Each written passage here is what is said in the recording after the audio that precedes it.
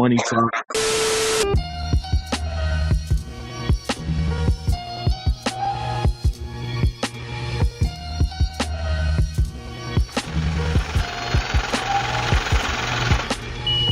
What's going on, everyone? Once again, we're back at it with Money Talk, where we discuss all things finance, investing, and entrepreneurship.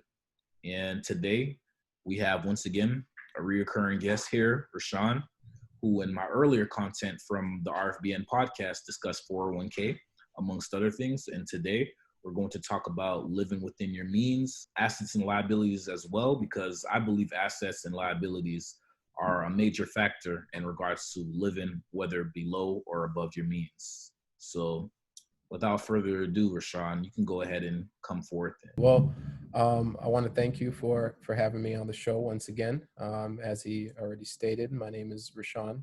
For those of you that did not see our first video where we discussed 401k, all thing 401k, but today, I'm definitely honored to be here, and hopefully, our insight can definitely help someone out there, and they can start making the necessary steps or taking the necessary steps to living within their means. Everyone's means is different, so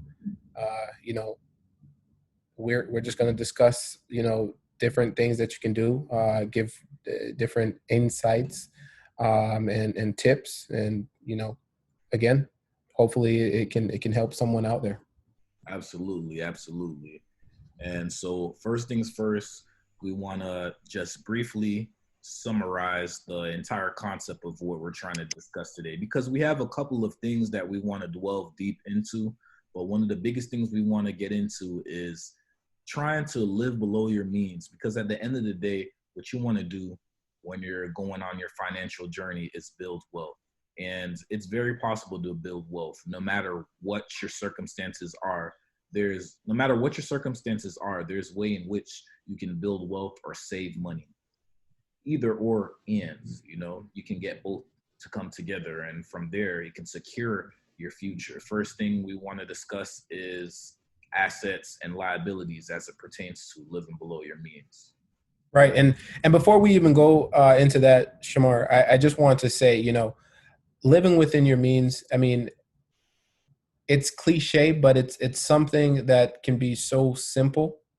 And people may not realize how simple of a thing it can actually be. And a lot of times I see, of course we live in a social media driven world now, right? Where we're all wanting to impress. I'm guilty of it myself. I'm sure there's been times where you may have been guilty of it. Right. And you just want to flash, you want the likes. So you're going to post things, you're going to purchase things that you may not necessarily need. Right. And down the line, I mean, what was the benefit for you? You're looking at it and you're like, well, maybe I shouldn't have made that purchase. It had no benefit to me. It did absolutely nothing for me financially besides put me in a deeper hole. And what I'm referring to are things like, the new J's that are out, the watches, the necklaces. Those things are good if you have the disposable income. That's key. And that term right there is really key. The disposable income in order to make purchases like that. If you have it, then great. I mean, make those purchases. Flaunt on the gram, put it on there, get up your likes. But if not, those are things that you really have to be mindful of, because at the end of the day, those purchases, things of that nature, that will set you back financially, and it will definitely be a hindrance for you down the line. So again, I know that you're wanting to go over assets and liabilities, and we're definitely going to do that now. I just wanted to just put that out there, so people really understand what we mean when we say living within your means. Exactly. Or living below your means, I should say. Yeah, below your means, absolutely. And collectively, you want to make sure you're living below your means. Well, for all those people that are fine with the negative implications that entail you living above your means, sure, go ahead. But for those of us that want to live below our means, especially considering what we're going through throughout the world economically and through all facets of business, everyone's feeling the hit. So I would implore people to, whatever you're doing that's hurting you, that's basically a self-inflicted wound, essentially, you want to make sure you stop this bleeding so that you can reap some benefits of your spending, because there's so many things that you could be doing to set yourself up, but we're inadvertently hurting ourselves. So, Definitely. And, without further ado, I'm just going to go into, just delve right into it. We're just going to go into the assets versus liabilities. And the first thing that I want to do before we expound on it is just to give the general definition of what assets are versus what liabilities are. And then we're going to give real life examples and put things into perspective for you. Again, this is only, for educational purposes and, just to help anyone out there that may be seeking it, So the asset definition per the Oxford Dictionary: a useful or valuable thing, person, or quality, right? And in terms of finances, we're more looking at it being something of value, something that you own, a possession that, of course, adds to your financial wealth, right? So now we're going to just take a quick look at the definition of liability. And the definition, again, per Oxford Dictionary: the state of being responsible for something, especially by law. Okay, so when I read off those two definitions, Shamar, what comes to mind to you? Like, what's the first thing that comes to mind? Let's start off with assets. What are you thinking there? Well, there's a plethora of things, but off the top, the first thing I'm thinking of is property. That's the first thing I think of automatically when I'm thinking of assets. Right. Okay. And then, and what about liabilities? Things such as, I'd say things such as appreciate an asset like a car, particularly one that hasn't been paid off. So. Right. So now let me ask you this: in terms of, and with respect to assets versus liabilities, how do you think that one achieves financial wealth? Well, to start off, I'd like to say, when it comes to assets and liabilities, the first things first, people have to be able to fully distinguish between the two, because what happens is there is a little bit of gray area when it comes to certain things, but people have to also understand perspective wise in their shoes what something does as far as inhibiting your growth. So Definitely. I'd say if you're buying things that you don't necessarily need, one, and two, it's not going to do anything but hurt your pockets financially. I'd essentially, that's where the liabilities come in. And what happens is oftentimes the average person, particularly in America, is bombarded by products and consumerism. So a lot of times liabilities are amounting a lot higher as opposed to their assets. Definitely. And I agree with you wholeheartedly. What I was particularly getting at, and you alluded to it in your explanation right there that you just went through. But what I was more so referring to in terms of assets versus liabilities, ultimately, I feel like, and not just I feel like, the way to achieve financial freedom and financial wealth is to ensure that your assets exceed your liabilities. Right. So we're thinking in terms of an equation: assets minus liability is going to equal your worth, right? Essentially. Now, again, everything that you just said, I mean, that's 100% correct. Example just me going off of what I'm thinking of when I think of assets versus liabilities. One of the biggest liabilities that we can take on right now, I feel like, is credit card debt. It's great to have, and for those of us that are fortunate enough to have good enough credit to to be allotted the credit limit that we have, we're definitely grateful for it, because if we don't have that income or the funds at the time that we need to make a purchase, we can always rely on our credit, right? We're essentially paying that credit card company back with interest. So that's something that we really need to take into consideration before we use our credit cards. But that's the biggest liability that I can personally think of right now. And I know me personally, I have credit card debt, but I try to be mindful of the amount of debt that I put myself in, especially with regard to the credit cards, because of the interest rates. Um, I don't mind owing someone, but if you're going to pull wool over my eyes and add an exorbitant rate of interest that would pretty much dictate how fast I can pay this amount back, because of the amount that you're adding on each month, I'm definitely not going to ever, do business with you again, or probably use that card again, right? So, well, again, going off on a tangent there, but credit cards, I would feel like is one of the biggest liabilities that we all face now. As far as assets, like you had mentioned earlier, your property, I feel like is an asset.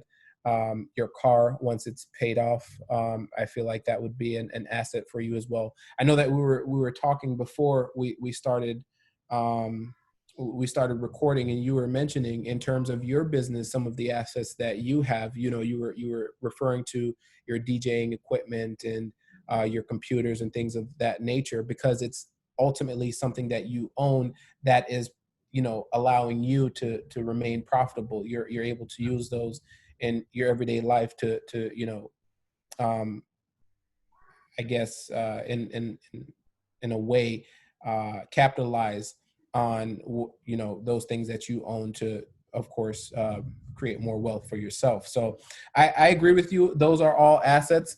And again, I just want to really drive home the point that at the end of the day, we need to make sure that our assets are always are. I mean, I know that it's not a situation where it can be this way for everyone right off the bat, but our goal in mind should always be to ensure that our assets exceeds our liabilities. Absolutely. And just to add on to that, I wanted to just backtrack a little just to speak on the credit cards. Absolutely. I definitely feel like we have a problem within this country when it comes to credit card debt as it relates to liabilities. And what happens is it's increasing, and as these companies profit off of us collectively as a whole, I wouldn't say particularly and necessarily next to us, because we keep our utilization percentages down and we regulate that debts as needed. But pretty much America suffering in regards to the credit card debt, and it just builds, and a lot of people never pay up that debt. So right. And you know what, you just said something that is really important, and something, a term that people should really familiarize themselves with. And it also is one of the key factors in your credit score as well, the utilization percentage, right? And I can't remember off rip what the percentage is. I believe it's keeping it below 30%.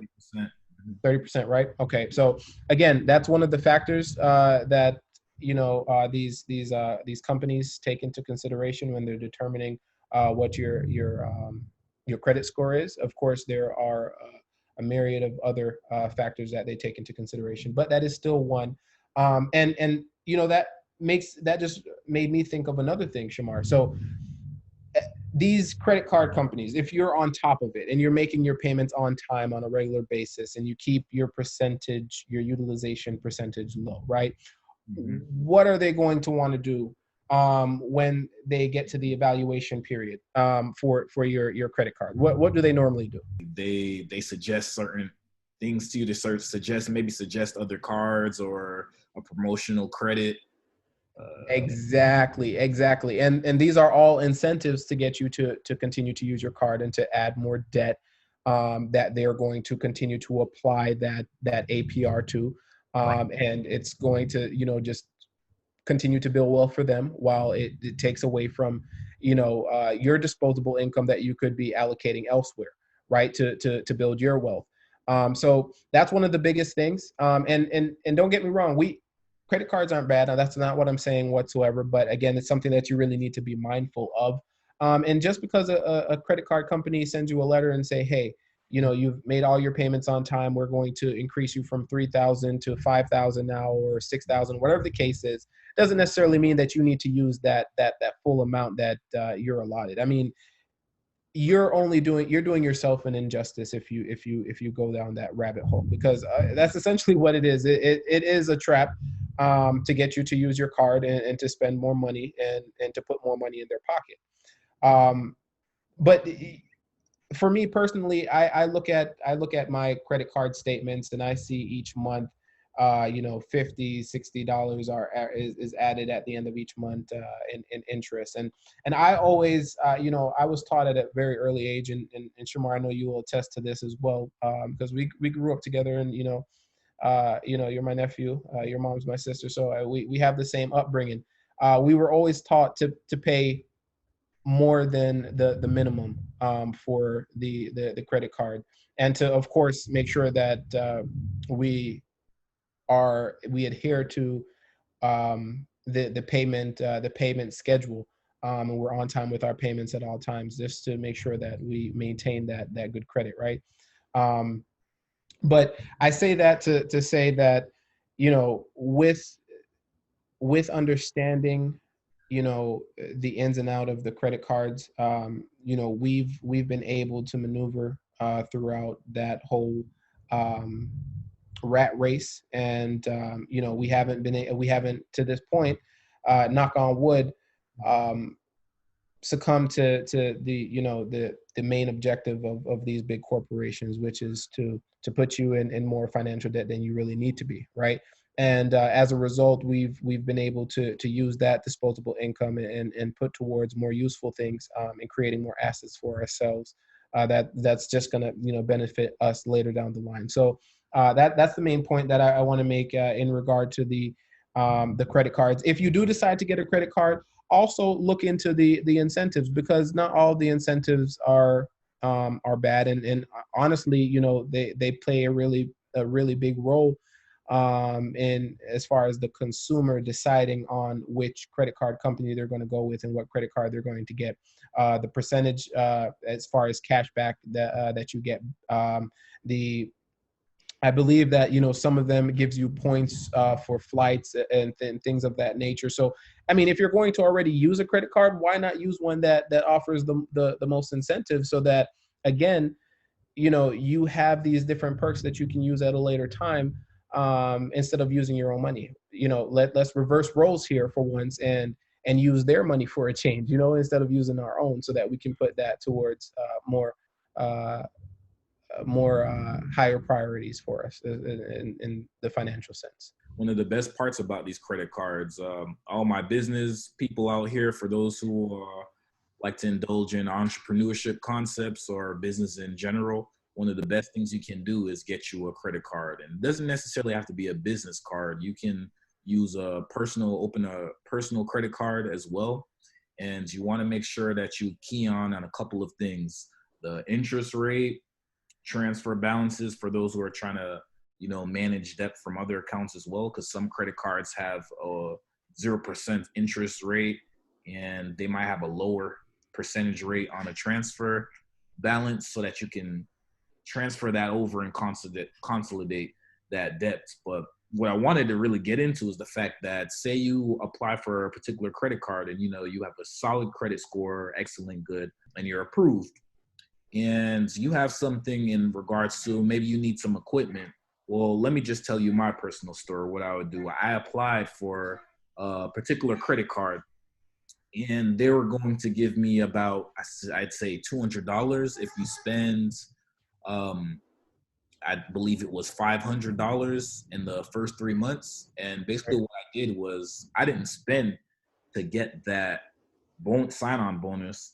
I spent what I would normally spend on my typical payments to make that $500. So somebody might say, oh, well, I'm going to spend $500 in 3 months to get that $200 bonus. But no, that's not the case. What I did was sign my phone bill up I have automatic payments for my phone bill. So what I did was easy. $500 is nothing. We spend that on bills, car insurance, car payments. So what I did was that month, tie that new credit card to my car insurance and my phone bill, and boom, that was 500, just like that. Crazy, right? Oh, there you go. But, and you, believe it or not, there are many deals like that out there. I mean, we just have to find them, and we have to take full advantage of them, because again, at the end of the day, that's going to only help us in our ultimate goal, which is to create the financial wealth that we're looking for, right? It may not seem like a lot at the time, but that money adds up, So, and that brings me to, of course, we just discussed the assets and liabilities, and our whole conversation is going to be centered around that. But I want to ask you, I mean, what other ideas do you have in mind as far as, living below your means and, taking full advantage of the different incentives that are out there for a person financially? For example, and I know that you've told me about it several times, but being with T-Mobile and them offering that well, they have T-Mobile Tuesday, and they have different offerings each Tuesday, but the main one that we're concerned with is the I believe it's 10 cents off per gallon, right? fuel rewards, right? And For so, fuel rewards, right? And Shell themselves has the fuel rewards that automatically gives you what I believe it's 3 cents or 5 cents off per gallon, right? right, So, I that's mean, yeah, definitely. And again, that may not seem like a lot, but that adds up, especially if you're one of those people that commute on a daily basis, and your commute is long, and you're using up a lot of gas. I mean, those few cents here and there, that will definitely add up at the end of it, and you'd be amazed at the amount that you're saving by taking full advantage of the fuel rewards and the T-Mobile Tuesday perk of the additional 10 cent that they offer, and things of that nature. So that's what I wanted to see with you. Like, what else do you think that would be helpful for your viewers?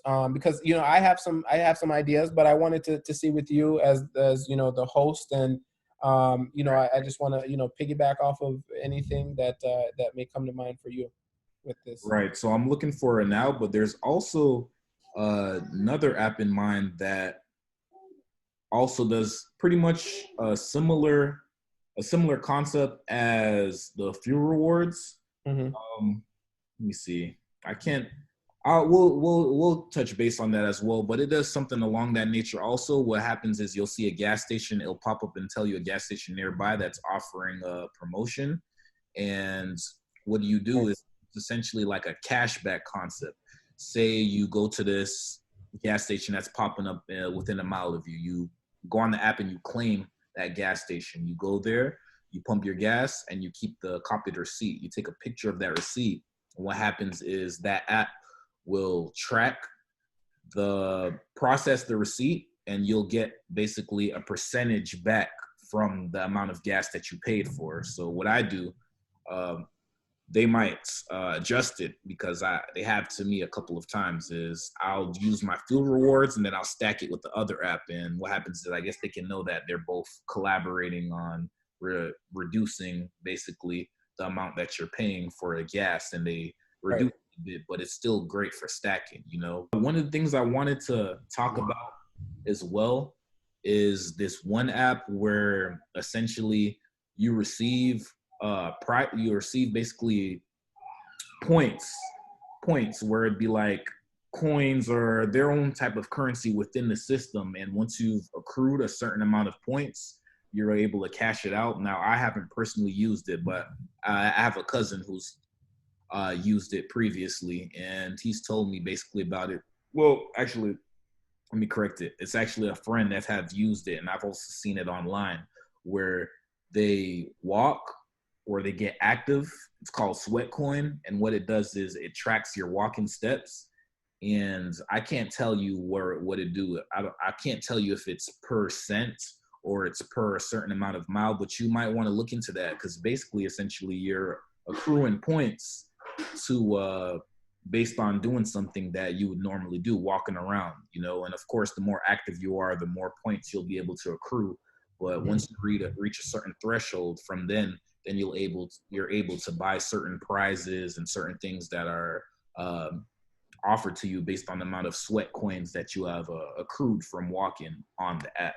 So that's one thing that That's dope. I've never heard of that. That's awesome. Yeah, I might look into it myself too. I probably do some more research to see, but it can't hurt. I mean, Yeah, I mean, especially if you're an active person already, why yeah, not get paid or get rewarded, you know, for your activity? So exactly. You know, that's awesome. I wanted to also mention, Shamar, you know, there are some things um, in which we do or we have to pay for already that people may not realize, you know, how they can, you know, ultimately save money by doing, you know, certain things within that realm, right? So what I'm mainly thinking about now is insurance, right? So I will just say this: if first thing first, if you don't have life insurance, um, and you're looking into getting life insurance, I would just I would implore you to take the next steps into to looking into that further and getting it, especially if you're a younger person, because the younger you are, and the better health condition that you're currently in, the lower the prices. You'll probably, I'm willing to bet that you would be really surprised at the monthly cost of life insurance, if you know, just take the necessary steps to just do your due diligence. You'll call around, get some quotes, but you know, again, I think that you know, our your audience would definitely be surprised at the amount that the low amount that is charged on a monthly basis for the size of the life insurance that they would get. So that's me on my soapbox, just imploring anyone, especially if you have a family, you want to make sure that you set your loved ones up. I'm not saying that it has to be this insane amount that you're getting. I'm not saying that you have to get $1 million life insurance plan. That's not what I'm saying at all. But what I'm saying is, at least look into it. You know, get the information that you need and make the best decision for you financially, right? But I digress. What I wanted to say in regards to insurances, right? There are certain things that you can do that would provide additional savings for your insurance. Of course, you know, we know that if you're driving, car insurance is mandatory, right? right. Um, what we may not know is that for certain providers, insurance providers, they offer a a discount if you set yourself up for automatic payments. So why not take full advantage of that? Unless, of course, you know, you're in a extenuating circumstance where you're not able to do that at the time. I definitely get that, but that's one thing. Another thing is, if you are the person that have your insurances in different places, right? So let's say you have a renter's policy with Progressive, and then you have your car insurance with State Farm, let's say. Why not look into consolidating And most insurance companies would offer a multi-product discount for having, your products all in one place, which again would provide additional savings, right? So that's one thing that I really wanted to mention to the viewers if they aren't already taking full advantage of that. Another thing is the multi-person discount that you get. So if you're in the house, if you're in a household with your spouse, of course, that you guys should already be on the same policy, because you would get a savings for that. But what some people may not also know is if you have a significant other that isn't your spouse at the time, and you are at a point financially where you are open to combining some of your policies because you already live together. For example, my girlfriend and I, we of course live together, and we have our auto policy together. There's savings there as well. So that's something to look into. That your significant other would be considered as a cohabitant. So if you're calling in to just check on that, just let them know that you're wanting to see if they offer a joint policy for your cohabitant, and if so, just price it out and see, how much you guys could ultimately save on that policy. Again, to each his own. I mean, you have to, of course, be in, the right point of your relationship to where you're comfortable enough to combine your policy, because I think that is a really big step. Of course, aside from moving in with your significant other, combining policies or accounts is also a really big step. So looking into that, I think those are a few simple things that you can look into that would definitely provide some type of financial relief immediately. Another thing that I wanted to mention real quick, Shamar, and then of course I will give you the floor to discuss anything else or ask me any questions that you may have.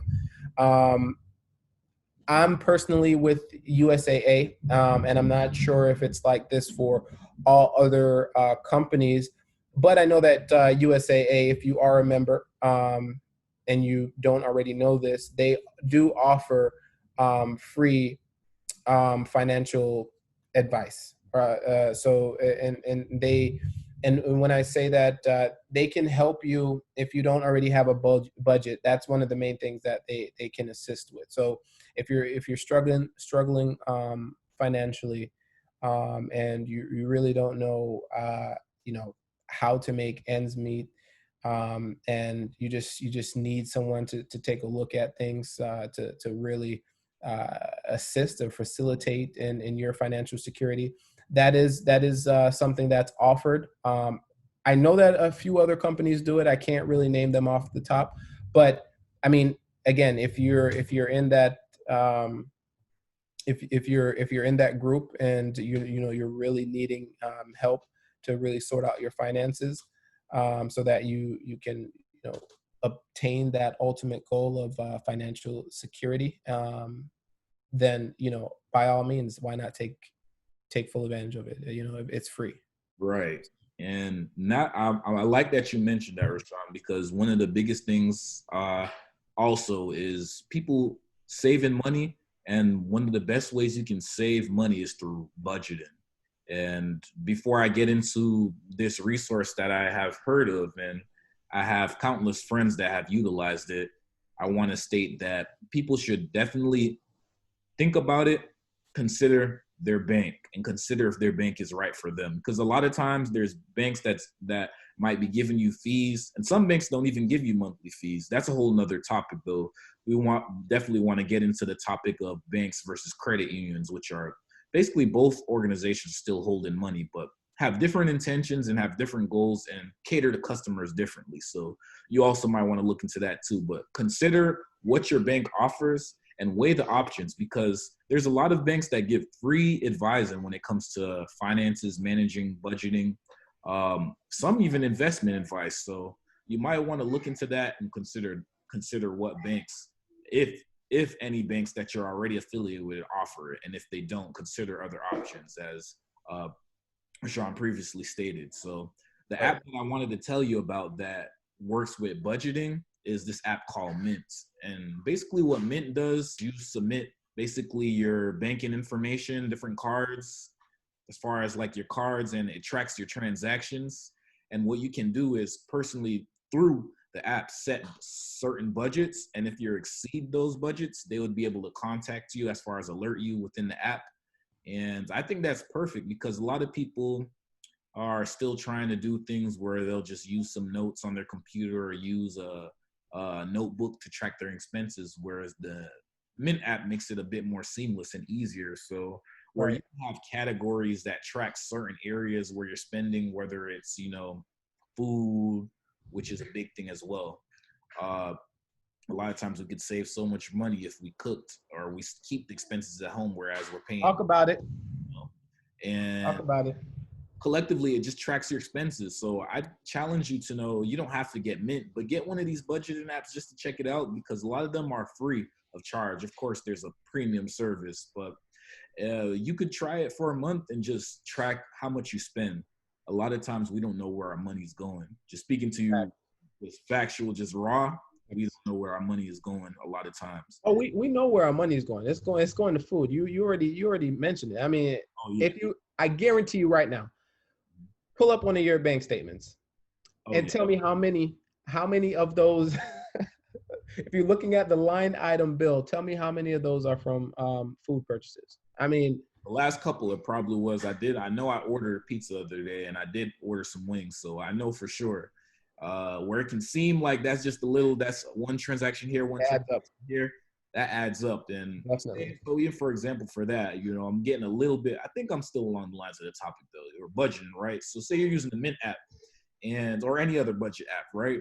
And so recently I bought I bought a couple boxes of pizza recently, and that came up to about 15 to $20 range. So let's say it was 15 bucks. I bought wings and fries the other day as well. And of course, relationships, I bought food for my girlfriend as well. That totaled up, let's say that's about 25 bucks there. Because if we're going even 12.50 each within reason. So that was 25. So me, I bought my wings and fries. She bought her meal as well. I bought the bill. It's 25.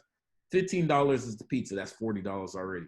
Doesn't sound like much, but that's $40 that you could have used somewhere else where you could have stayed home, maybe cooked something a bit more inexpensive that you already spent money on, Right. pasta, something Right. quick, steam some rice, with some chicken as well, but that's a whole nother thing. That's just added details. My point being said is you could have saved so much money, but you chose to spend on food that temporary relief because you were hungry, but you could have saved that money, and that money could have been something that you were lacking in another area, whether it's bills, whether it's free change to spend on things that you need, or whether it's filling up your gas tank. So Right. Hey, I agree with you 100% on that. And that $40 that you spent, again, if we're mainly focused on building that financial wealth, right? That $40, and not even that, but just financial security. I mean, we're not saying that we're wanting to be millionaires, or we're just wanting to be rich, but we're wanting to make sure that financial um, security. we have that financial security and stability, and that we're able to pass that down to the next generation, to our kids, so they're not having any needs and wants, right? So that $40, I'm pretty sure that could probably go towards your life insurance, just to make sure that that's taken Wow, care of. exactly. I'm sure that $40, if you wanted to, you could get one of these apps like Stash or Robinhood, and put that $40, just purchase some Apple stock. Of course, that you're way off in acquiring one whole share, but I mean those different there's apps like that where you don't have to purchase one whole share. You can Right. take a proportionate amount based on the dollar amount that you invest. So I mean, that money could be used elsewhere. I'm not saying that you can't eat out all the time, or sometimes, because everyone does it. I eat out at times, but we really have to be cognizant of that, and put things into perspective and say, hey, I'm telling myself that I can't afford to open up a college savings account for my child. I'm telling myself that I'm not in the financial uh, in a good financial spot to go ahead and create a life insurance policy to make sure that my family is taken care of. I am not in the right financial state to, start investing money. Okay, I'm saying that I can't do any of these things, but yet I'm spending close to $100 per month, if not more, on eating out. What could that money have been used for? You know? Absolutely. So, I mean, that's definitely something that you have to be mindful of, and something that again adds up and could ultimately lead you that much closer to whatever your financial goal is, whether it's just having that financial security or building wealth or whatever the case may be. People have to keep in mind, man, there's a lot of things that we spend on. There's a lot of things we spend on and we don't realize that we're spending a lot of money on. What I was just going to segue into is the fact that we don't realize there's a lot of things, of course there's a narrative that's going around where we're saying that, of course it's true, there are people spending money on a lot of money where they're spending on Jordans, sneakers or luxuries of things they don't necessarily need, or wanting to travel, which is fine, but you want to make sure that you handle business because there's things that you're lacking, and you yourself, just being real with you yourself are hurting yourself because you want to indulge in a meal, which is fine, but if you want to make changes, you have to make sacrifices. And just to segue from the food, one of the biggest things that we're spending money on is subscriptions that we don't use or we don't necessarily need. So you want to elaborate on that, Rashawn? Hey, I mean, Don't you hit drop the any nail. names, man, before we get blackballed. Right. You hit the nail on the head. I mean, there's really nothing to really elaborate on. I know, and you know what? I'll say this, Shamar. You know what? I'm going to say this, and I'm in no way, shape, or form taking any shots at anyone that you know or that I know. I'm just saying in general, right? We can sometimes fall victim to being that nice friend slash relative, right? Oh man. That have all these subscriptions and then people are just mooching off of us and using our subscriptions, right? Yeah, exactly. Most of the time we're not even using those subscriptions. That's true. I have a Hulu account. I don't even think I've been in on Hulu in so long, right? um Netflix, of course, I use, right? So there it doesn't matter what it is. There are subscriptions that we take on because it seems like a low amount, and it just runs in the background.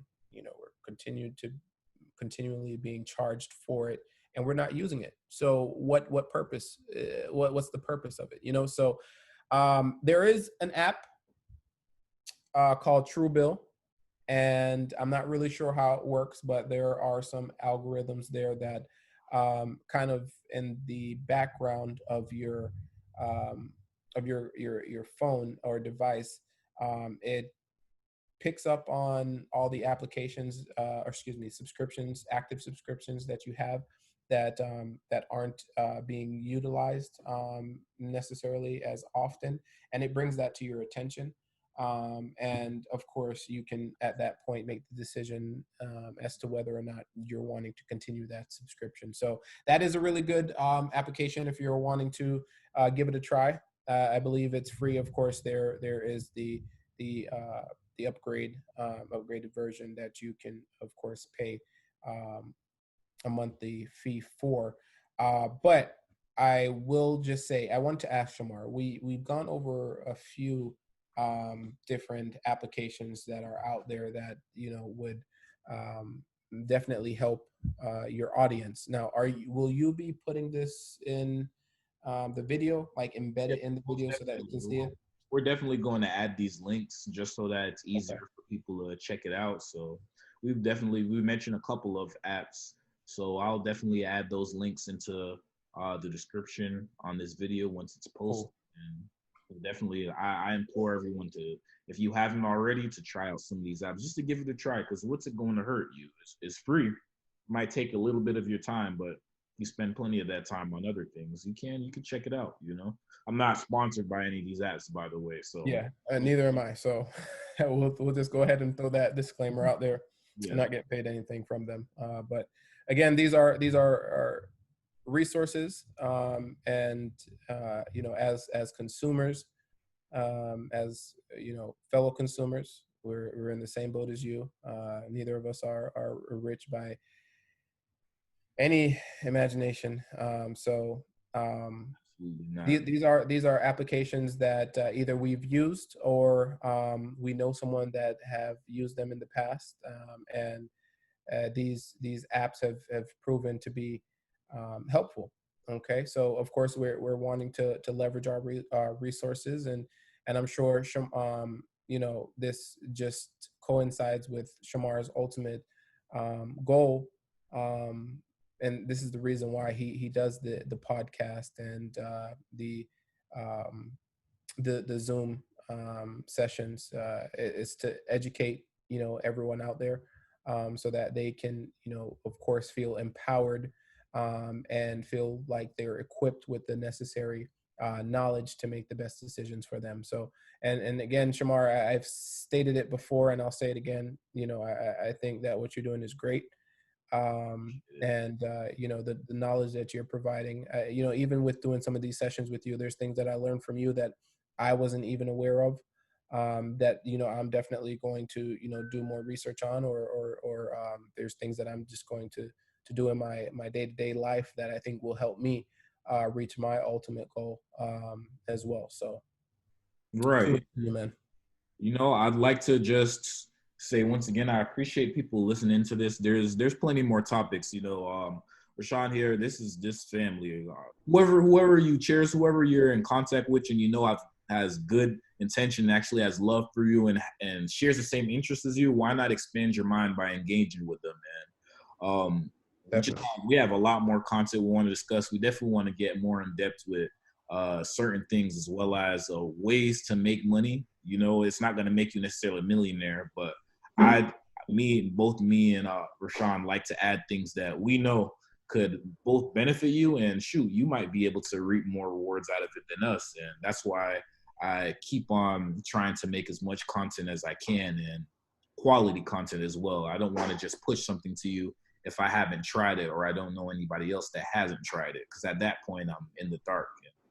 One more thing I wanted to add is, once again, all of these things that we've mentioned you before, although I engage in entrepreneurship and I have businesses, anybody can do these things. And I just want to add the last app that I would suggest you to look into is this app called OfferUp. And a lot of times people think OfferUp, or they align it with the likes of things like eBay and other resources in which you sell products.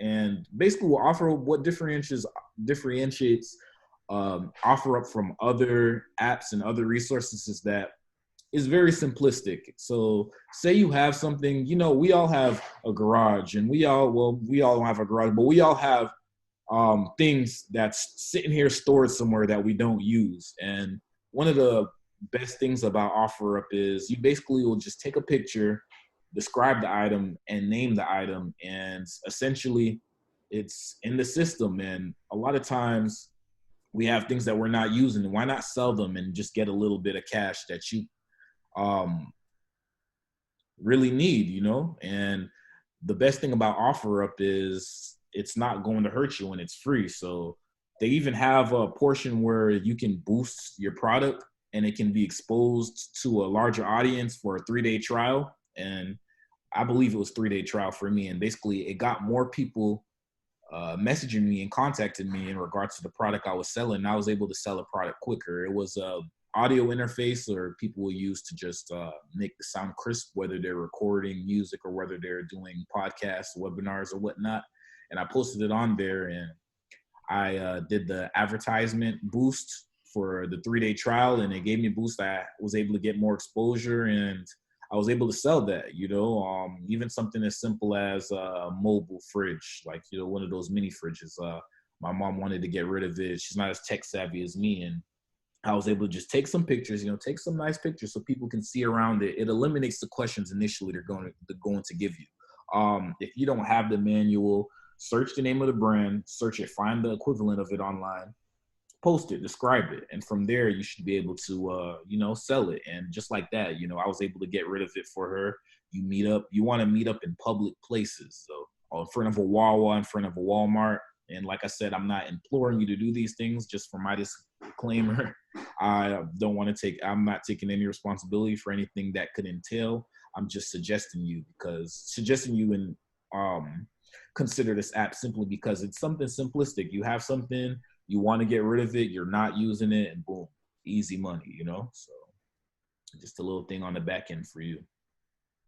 Yeah, I think that's great. You know, offer up. I've used it a couple of times, um, and I've made some purchase, and I, you know, I definitely was one of those people that was kind of skeptical of it at first, and I did liken it to, you know, an eBay or something equivalent. But I mean, my experience was a good one. I had have no qualms with it whatsoever. It went well, and you know, I was able to get the item that I was looking for at a much lesser price than some of these other you know, outlets or networks that I was looking on. So yeah, I will just say I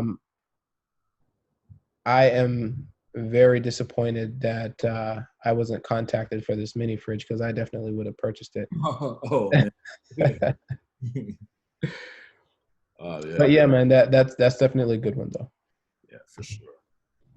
All right, is there anything else you would like to share, Unc, or what do you think? No, that's it for me. I think this was really good. Again, just to kind of recap, understanding when you make a purchase, just think about whether that purchase is going to help you financially, or if it's going to add to your list of assets, or if it is going to be one of those liabilities where you know, it's kind of taken away from the money that could be used elsewhere to help in your goal or your mission of obtaining that financial security, right? The other thing is leverage or use your resources, take full advantage of the different things that are out there that can ultimately save you money, um, and provide more of, again, what we had discussed previously, that disposable income that can, you know, it can purchase those wants and not needs, you know. So, you know, like we had mentioned before, those shoes, those the jewelry, the vacations that we go on. Because again, I mean, you know, I will take that back though. I will just say this real quick. Not all vacations are wants. Sometimes your mental your mental your mental is so important, and your sanity is so important. And I feel like at times you reach that apex of where, you know, the mental state that you know, that before one just goes, you know, absolutely berserk, right? So you know, in situations like that, I feel like vacations are essential. It's one of those, it's a necessity. It's something that you really need to take for, in order to maintain, you know, the level of sanity that you think is you know, is necessary in your day-to-day life. So I'm not going to say that all vacations are wants, but again, it is one of those things that takes away from that disposable income that could be used elsewhere. So just be mindful of the purchases that you make, and you know, again, take full advantage of the different resources that are out there, and the different incentives that are offered by some of these financial institutions as well. So that's it for me, Shamar. I think this was a great discussion. I really appreciate your insight. This is very helpful. And yeah, so once again, just to summarize what Rashawn said earlier, you want to make sure that you're taking care of what's your necessities. So prioritize yourself, prioritize you. You know, when you're indulging in liabilities, the only person you're hurting, well, the primary person you're hurting is you. You know, do you want to continue to keep hurting yourself, or do you want to buckle down and get real with yourself and identify that, okay, I need to start taking a look at my expenses. I need to start thinking of things that are assets that can benefit me, and I need to have a deeper root understanding of what are my needs and what are my wants. And yeah, so I just appreciate you coming on this once again. Like I said, everyone, all the RFBM family, this is, you know, my uncle's a regular. He will continue to be on the show, and we'll continue to provide as much insight as we can. You know, there's a lot of things that we don't know, but there's a lot of things that we know as well. So right. Once again, and we're still learning. I mean, hey, if any of your audience, you know, has any ideas or feedback for us, definitely, or things that they want to add, I mean, we're receptive to it. You know, we definitely, I want to see it. I'm sure Shamar, you know, wants to see it as well. So definitely bring it on, educate us, because we're growing. We haven't seen everything yet, but that's what this is all about. We have to be in it together, and you know, take the necessary steps to make sure that we as a people grow and thrive. Absolutely. Yeah, all right. So that pretty much sums it up. Once again, I appreciate the RFBM family. Thank you for taking a moment out here to listen to this segment. Like it if you enjoyed this video. Subscribe if you would like to look forward to hearing more of my content. Comment your feedback, a negative, positive. I'm willing to hear. I'm open to it all. So just let me know what you think. And from there, the only thing I can do is grow from here. So once again, thank you for coming on the Money Talk. This is RFBM, Raising the Financial Bar with Mar, and we out. Our own mind has to be changed. We have to change our mind about ourselves. Instead of me fulfilling my prophecy, I have to start. Instead of me, you know, doing a good job and carrying on the empire, I have to build. And that's a hell of a job for a 21-year-old. You know what I'm saying? That's a hell of a job for any youngster, male or female, to have to build an empire for your family. Because this world is such a gimme. Everybody back off. You know, everybody's like taught that from school. I don't come to bow, you know. I come to conquer.